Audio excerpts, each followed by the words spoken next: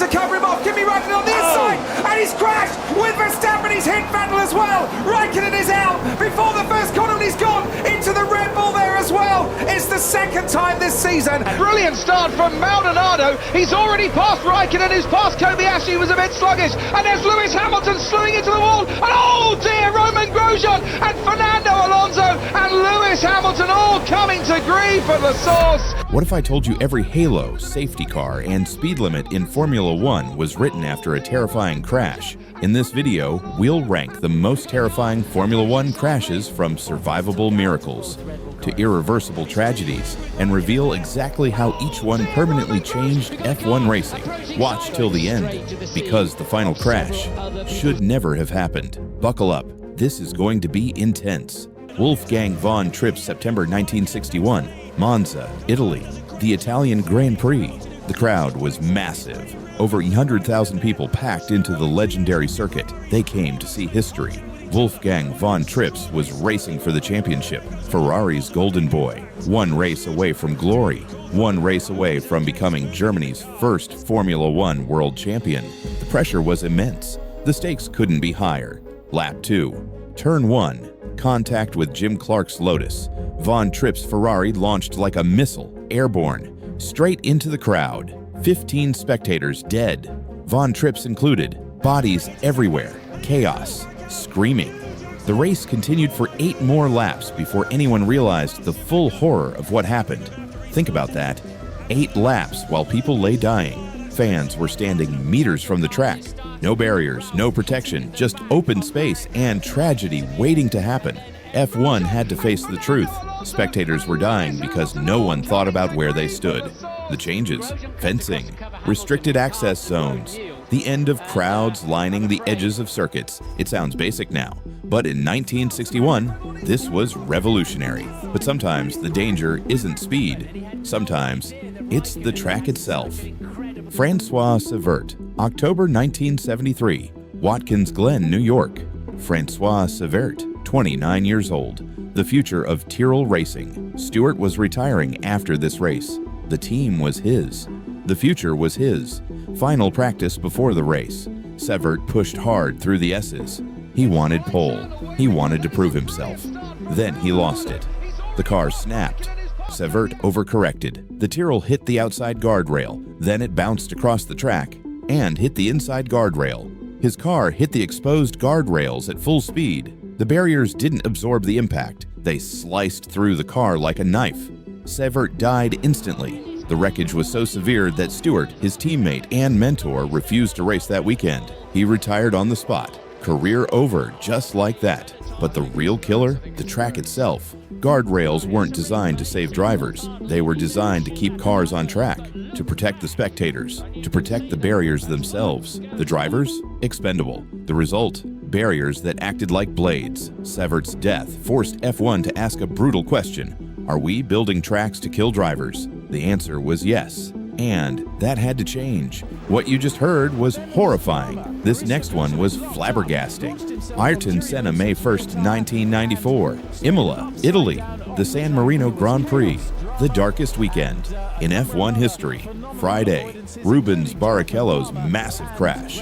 Hospitalized. Saturday, Roland Ratzenberger died in qualifying. The paddock was shaken, but the race went on. Sunday morning, Senna stood on the grid. He knew something was wrong. He felt it. Lap 7. Ayrton Senna, the greatest driver of his generation, approached Tamburello at over 300 kilometers per hour. Something failed. The steering column, the suspension. We'll never know for sure. Senna's Williams went straight into the wall. No braking, no turning, just impact. The world held its breath. Medical teams rushed to the scene. Senna was airlifted, but the injuries were too severe. A suspension arm had pierced his helmet, penetrated his skull. He died that evening. F1 was in crisis. 2 drivers dead in one weekend, 3 drivers in hospital. The sport's image was shattered. Governments threatened to ban racing entirely. The FIA acted fast. Tracks were redesigned, speeds were reduced, cockpits were raised, crash tests became mandatory. Most importantly, the FIA safety department was formed, a permanent body dedicated to one thing, making sure this never happened again. That was fatal and undeniable.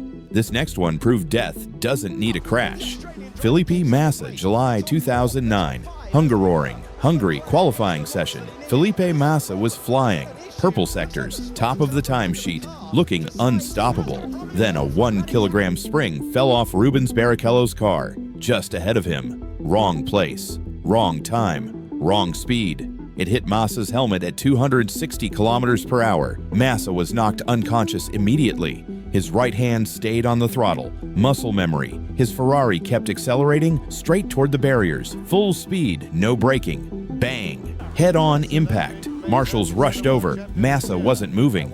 Blood everywhere. He survived. Barely. Fractured skull. Out for the rest of the season. His championship hopes gone. Here's the thing. Helmets in 2009 were designed to handle crashes, not flying debris, a loose spring, a freak accident, 1 in a million. But F1 realized something terrifying. Small parts can kill. The response: stronger helmet standards, Xylon strips reinforcing visors. Research into closed cockpits began in earnest. That was a freak accident.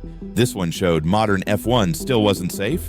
Antoine Hubert, August 2019, Spa-Francorchamps, Belgium, Formula 2 feature race. Antoine Hubert, 22 years old, French rising star, and future F1 driver. Everyone knew his name. Everyone expected greatness. Lap 2. Rédillon, the fastest, most dangerous corner in motorsport. Hubert lost the rear, crashed into the barrier. The car bounced back, onto the racing line. Then Juan Manuel Correa's car came through at over 200 kilometers per hour. He couldn't see Hubert, no time to react, no time to brake. T-bone impact, direct hit to the side of Hubert's cockpit. The force was unimaginable. The car disintegrated. Medical teams arrived within seconds. But it was too late. Hubert died at the scene. The F1 paddock was devastated. Charles Leclerc, his childhood friend, broke down. Pierre Gasly couldn't speak. Modern F1 had been spoiled. Drivers walked away from everything. Grosjean's fireball, Alonso's flip at Australia, Zhou's horror show. But side impacts still deadly. F1 responded immediately. Stronger side impact structures, upgraded crash tests, better wheel tethers to prevent cars from becoming projectiles. That crash nearly killed a driver. This one should have, but didn't. Zhou Guan Yu, July 2022. Silverstone, Great Britain, lap 1, turn 1, lights out. 20 cars charging into Abbey Corner. Zhou Guan Yu's Alfa Romeo was squeezed. Contact with George Russell. The car launched. Then it flipped, upside down. And then it started sliding at 160 kilometers per hour. Upside down, on the tarmac. Sparks flying everywhere. Zhou's helmet scraping the ground, millimeters between his head and the asphalt. The car hit the gravel, still upside down, still sliding. Finally, it wedged into the catch fencing, trapped between metal barriers, completely buried. The broadcast cut away. Commentators went silent. Then the radio crackled. "I'm okay. I'm okay." Zhou climbed out, uninjured, walked to the ambulance. The halo saved his life. No question, without it, Zhou's head would have been ground down to nothing. But the crash raised new questions. Runoff areas, gravel traps, catch fencing placement, all of it got reviewed. Every crash before this was tragic, but this one was unforgivable.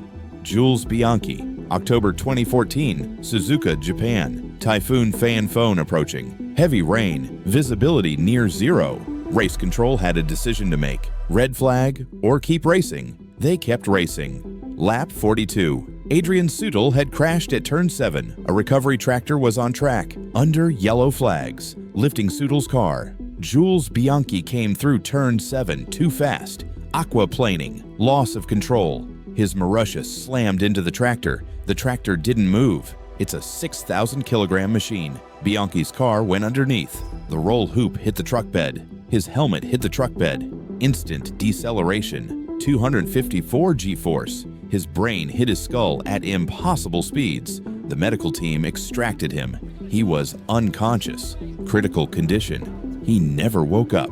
Jules Bianchi died 9 months later, July 2015. This was the crash that broke F1's heart. Why? Because it was preventable. Completely, utterly preventable. F1 had to confront an ugly truth, and someone died because of it. The changes came fast. virtual safety car, mandatory speed reductions, no more tractors on track unless conditions are safe, stricter yellow flag enforcement. Bianchi's death was F1's wake-up call. 7 crashes, 7 wake-up calls, 7 lives that changed everything. Some drivers walked away, some didn't. But every single one of these moments forced Formula One to look in the mirror and ask, are we doing enough? The answer, time and time again, was no. So they changed. Barriers, helmets, halos, safety cars, crash tests, track designs, every rule written in blood, every regulation born from tragedy. Today's F1 is safer than ever, but it didn't happen by accident. It happened because drivers paid the price, and F1 refused to let them die in vain. And that's a lesson written in tragedy, but remembered in survival.